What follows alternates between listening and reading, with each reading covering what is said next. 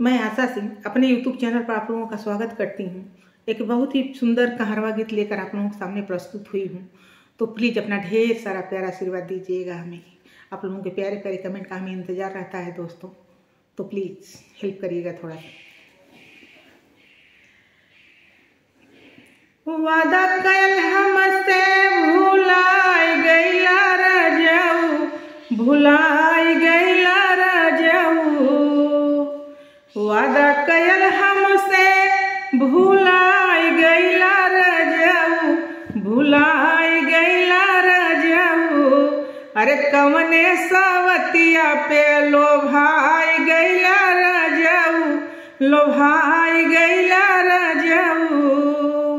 वादा कयल हमसे भुलाए गईला राजाऊ, भुलाए गईला राजाऊ। अरे कवने सावतिया पे लोभाए गईला राजाऊ, लोभाए गईला राजाऊ।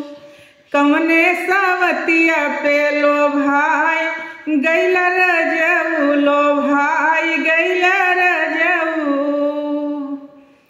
कैली कवन कसूर राजा हमारा के छोड़ला, कैली कवन कसूर राजा हमारा के छोड़ला।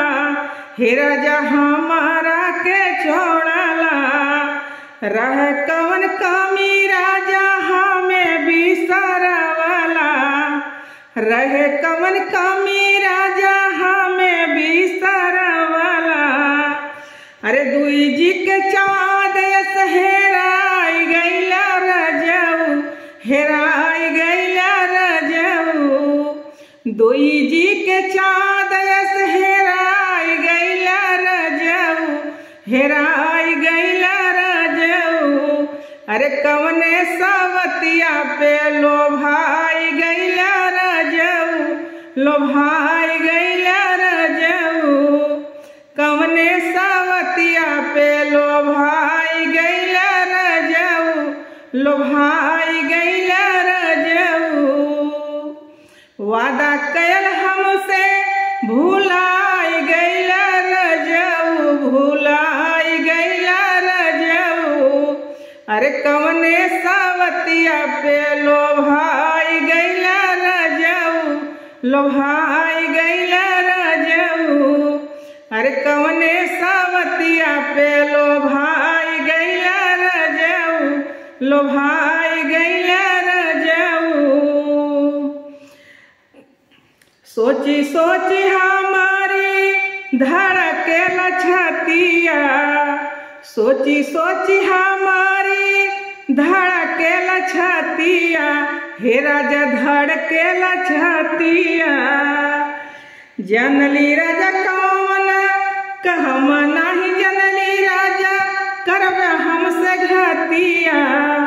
हम नाही जनली राजा करब हमसे घातिया, हे राजा करब हमसे घातिया, हे राजा करब हमसे घातिया।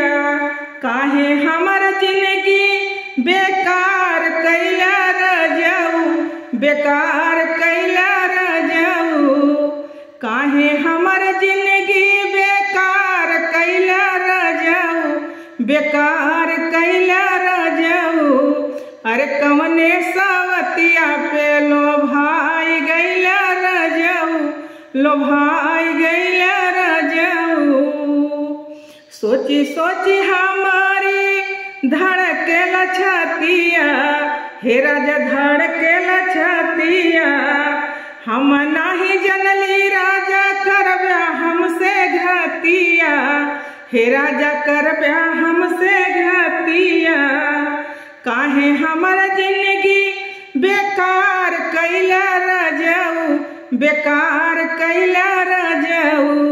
अरे कवने सावतिया पे लोभाई गईला राजाऊ, लोभाई गईला राजाऊ।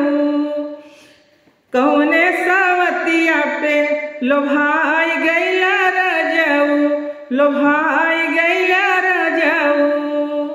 वादा कयल हमसे भुलाए गईला राजाऊ, भुला अरे कवने सवतिया पे लो भाई गैले रजऊ लो भाई गैले